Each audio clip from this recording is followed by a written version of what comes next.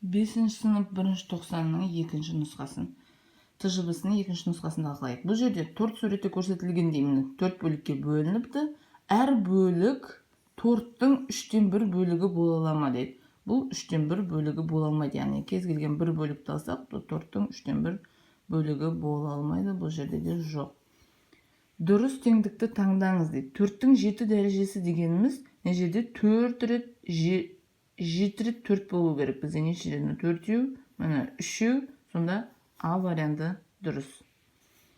Амалдарды орындамайық. Мына жерде де 14-ке бөлінетін мынаны дәлелдеу үшін бірінші 98-дің 14-ке бөлінетініне көз жеткізуіміз керек. 98-ді 14-ке бөлсек, міне 7 шығады екен. 42-ні 14-ке бөлсек, 3 шығады. Екеуінің де қосындысы сонда 14-ке бөлінеді. Мына жерде 39 бөлінген 68-ді 17-ге бөлінетін дәлелдеу үшін 39 бен 68-ді көбейтудің қажеті жоқ. Бұл жерде 68-дің міне 17-ге бөлінетін дәлелдесек болды. Өткен екеуі қысқартылады. 68-ді 17-ге бөлсек бізде 4 шығады. Сонда екеуінің көбейтіндісі де 17-ге бөлінеді. 4-ші есепте қысқартылмайтын бөлшек түрінде жазыңдар. Бұны біз қысқартылмағанша дейін қысқартамыз деген сөз. Екеуі де 5-ке бөлінеді. 60-ты 5-ке бөлсек 12, 75-ті 5-ке бөлсек 15. Бұлар тағы да 3-ке бөлінеді. 4, 15-ті 3-ке бөлсек 5. Сонда жерден 5-тен 4 қалады. Мына жерде ең кішкентай саннан бастап бөле берейік. 2-ге бөлейік. 576-нан 288. 738-ді 2-ге бөлсек 369. Яғни бұл жерге қарайтын болсақ, цифрларының қосындысы 18 болып тұр, 9-ға бөлінеді. Мына жерде де цифрларының қосындысы 18 болып тұр, бұл да 9-ға бөлінеді. Екеуін де 9-ға бөлейік. Егер 288-ді 9-ға бөлсек, 32, 369-ді 9-ға бөлсек, бізде 41. Бұл сандар басқа ешқандай санға қысқармайды. Осылай қалады. 5-шісі теңдеуді шешіңіз, жауабын тексеріңіз дейді. Бұл жерде бірінші жақшаның ішіндегі санды міндетті түрде жазып алуымыз керек. Енді 182-ні бөлуіміз керек 26-ға. Сонда 2х плюс 3 тең 182-ні 26-ға бөлсек 7. 2х тең 3 мына бетке азайту болып өтеді.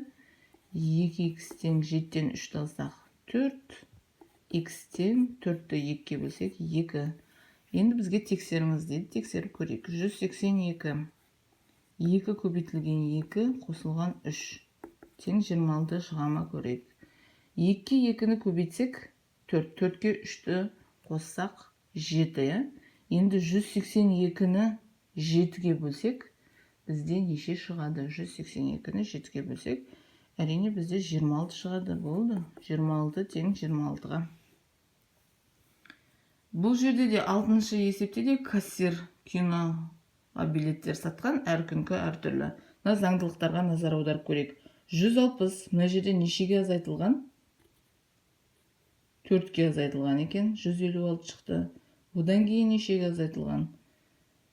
Так, 10. Мына жерде 8-ге азайтылған. Мен берейік. 8-ге азайтылған. Одан кейін 16-ға азайтылған. Егер жоғарыдағы сандарға мән беретін болсақ, минус 4, минус 8, минус 16. Одан кейінгісі не болу керек? Мына азайтылып жатқан сандарымыз 2 еселеніп жатыр. Сонда 32 болу керек. Келесі. Сонда 132-ден 32-ні азайтсақ, 5-ші күні сатылған билет 100 болады. 7-ші есепте де біз лентаны 45 сантиметр немесе 126 сантиметр болатын кесінділерге бөлуіміз керек. Ол үшін біз Е көйесін табуымыз керек. 45 пен 126-ның. 45 пен 126 екеуі де 9-ға бөлінетін сандар. 9 көбейтілген 5 тек 126 9 көбейтілген бізде неше болады? 14. Бірінші екі оясын табу үшін екеуіне де ортақ санымыз 9 жазып алайық. Одан кейін қалған артық сандарды көбейтіп жазамыз.